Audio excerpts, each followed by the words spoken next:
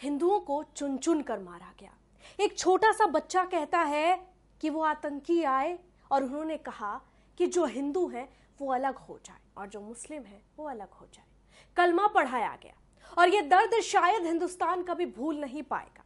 इस दर्द की जो कहानियां हैं वो बयां करना भी मुश्किल है और अब तक आपको कई कहानियों से आप रूबरू भी हो गए होंगे। लेकिन इस बीच एक सबसे बड़ी बात ये कि धर्म के आधार पर जो क्रूरता की गई, जो नरसंहार किया गया, उसकी माफी किस अदालत में है। बहरहाल इस देश में जहां एक तरफ आप और हम तकलीफ में हैं, दर्द में हैं, तो वहीं कुछ मुस्लिम ऐसे भी हैं जो अपना धर्म छोड़ने को मजबूर हो गए हैं। जी हाँ, ये बहुत ही दुर्भाग्य की बात है कि आज इस देश में धर्म की बात हो रही है। इसके पीछे का कारण पहलगाम में हुआ आतंकी हमला है। बता दें कि मध्य प्रदेश के इंदौर में एक अनोखी घटना सामने आई, जिसे सुनकर शायद आप भी सोचने पर मजबूर हो जाएंगे। यहां कुलकर्णी नगर के रहने वाले एक शख्स ने पहलगाम हादसे से दुखी होकर न केवल हिंदू धर्म में घर वापसी की, बल्कि दरगाह परिसर में सुंदरकांड का पाठ भी करवाया। अब आप सोच रहे होंगे कि ये कैसे हुआ। इस खबर में आपको पूरी जानकारी देते हैं, लेकिन उससे पहले आप सभी दर्शकों का स्वागत है HCN न्यूज में। मैं हूं आपके साथ रंजना उपाध्याय। इंदौर के श्यामलाल निनोरी पिछले 40 सालों से सैयद निजामुद्दीन की दरगाह की सेवा करते थे, जो ग्वालियर ऑल मील की जमीन पर बनी है।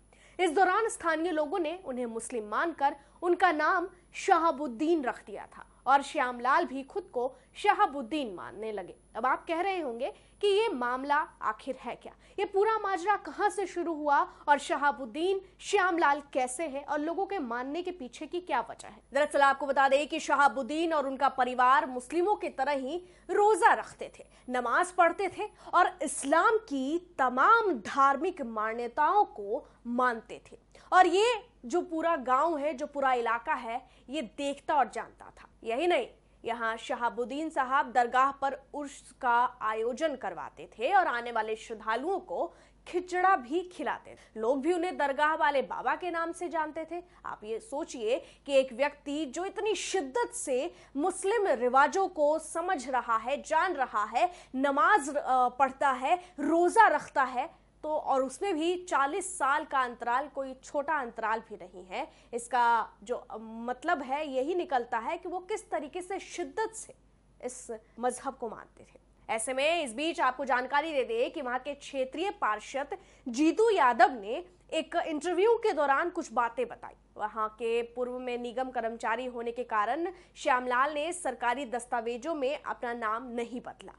यहाँ पे बताया गया कि लोग उन्हें करीब 40 साल से मुस्लिम ही मानने लगे थे। हाल ही में जम्मू कश्मीर के पहलगाम में हुए आतंकी हमले में कई हिंदू परिवारों की मौत से श्यामलाल का हृदय परिवर्तन हुआ।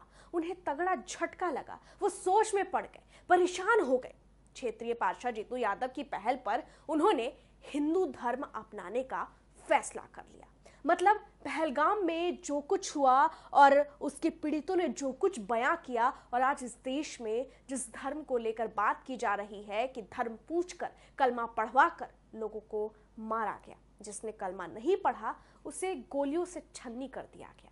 और यही सारी कहानियों को सुनकर यहाँ जो शहाबुद्दीन है उनका हृदय परिवर्तन हुआ। इसके बाद श्यामलाल ने दरगाह परिसर में कव्वाली की जगह सुंदरकांड का पाठ आयोजित करवाया और पहलगाम हादसे में मारे गए लोगों को श्रद्धांजलि दी। इस अवसर पर पार्षद जीतू यादव सहित बड़ी संख्या में क्षेत्रवासी मौजूद रहे। हालांकि इस खबर ने हर किसी को स्तब्ध कर दिया है और सोचने पर मजबूर कर दिया है। ऐसे में आपको बता दें कि फिलहाल इस खबर की खूब चर्चा है, लेकिन इस बीच आप क्या कहेंगे, आपको क्या लगता है शहाबुद्दीन उर्फ श्यामलाल की इस हृदय परिवर्तन को लेकर आपकी क्या राय है, कमेंट में जरूर लिखें। फिलहाल इतना ही, देखते रहिए HCN न्यूज। धन्यवाद।